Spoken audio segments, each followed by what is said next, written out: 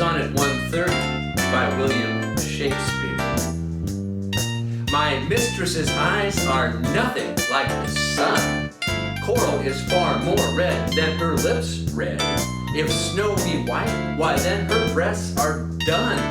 If hairs be wires, black wires grow on her head. I have seen roses damasked, red and white, but no such roses see I in her cheeks. And in some perfumes is there more delight than in the breath that from my mistress reeks. I love to hear her speak, yet well I know that music hath a far more pleasing sound. I grant I never saw a goddess go. My mistress, when she walks, treads on the ground. And yet, by heaven, I think my love as rare as any she belied with false compare. Poets don't get more classic than William Shakespeare. No one loves the Bard of Avon more than me. But why do I always have to recite old-timey poems? Can't we present some more modern poetry every now and then? Under normal conditions, you'd pay a heavy price for your impertinence, poetry boy. But you make a fair point. There's one answer to all your questions: copyright. Regulations are rarely simple or straightforward because lawyers and money get involved.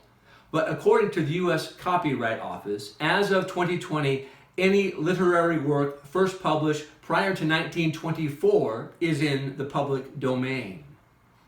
But doesn't poetry and music have a legal office? Oh, and a research team that could, do some research and then request the rights to broadcast poems written by, like Langston Hughes, Elizabeth Bishop, W.S. Merwin, or even the 21st century, Terence Hayes, Tony Hoagland, Sandra. Enough! I don't need to know every poet you've ever heard of. To your point, sadly, the poetry and music lawyers are all busy working with our corporate sponsors on various world domination schemes, and the less said about our research team, the better. Recite some more Shakespeare, poetry boy. I need to ponder.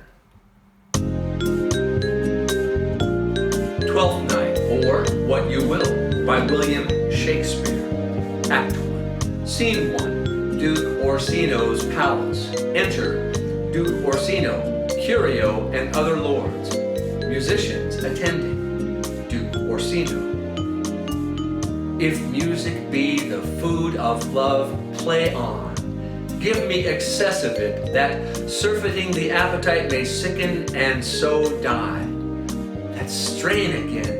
It had a dying fall. Oh, it came o'er my ear like the sweet south that breathes upon a bank of violets, stealing and giving odor. Enough, no more.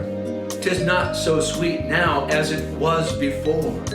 O spirit of love, how quick and fresh art thou, that notwithstanding thy capacity receiveth as the sea, not enters there, of what validity and pitch soe'er, but falls into abatement and low price.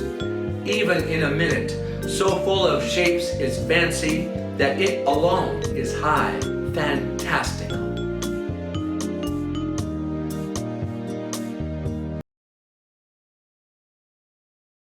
I would love for poetry and music to be able to present work by great writers who aren't world famous yet, and who were born after the 19th century. They could even recite their own poems. That is an awesome idea, music guy. I could recite my own poetry, which, to be honest and fair, deserves much, much wider attention. Possibly, someday. I'm thinking we'd start out with poets who write work that people enjoy, writing that adds something beautiful and valuable to the world. Once we've got the show well established with quality writers, though, I can imagine incorporating your poetry into a phase 2 of some kind. Give us one more Shakespeare sonnet there, poetry boy. Sonnet 36 by William Shakespeare. Let me confess that we two must be twain, although our undivided loves are one. So so shall those blots that do with me remain without thy help by me be born alone. In our two loves there is but one respect, though in our lives a separable spite, which though it alter not love's sole effect, yet doth it steal sweet hours from love's delight. I may not evermore acknowledge thee, lest my bewailed guilt should do thee shame, nor thou with public kindness honor me, unless thou take that honor from thy name, but do not so. I love thee in such sort, as thou being mine is thy good report. Thank you for spending time with us today. On our next show, we'll be enjoying Lewis Carroll's poetry in music. See you on Thursday.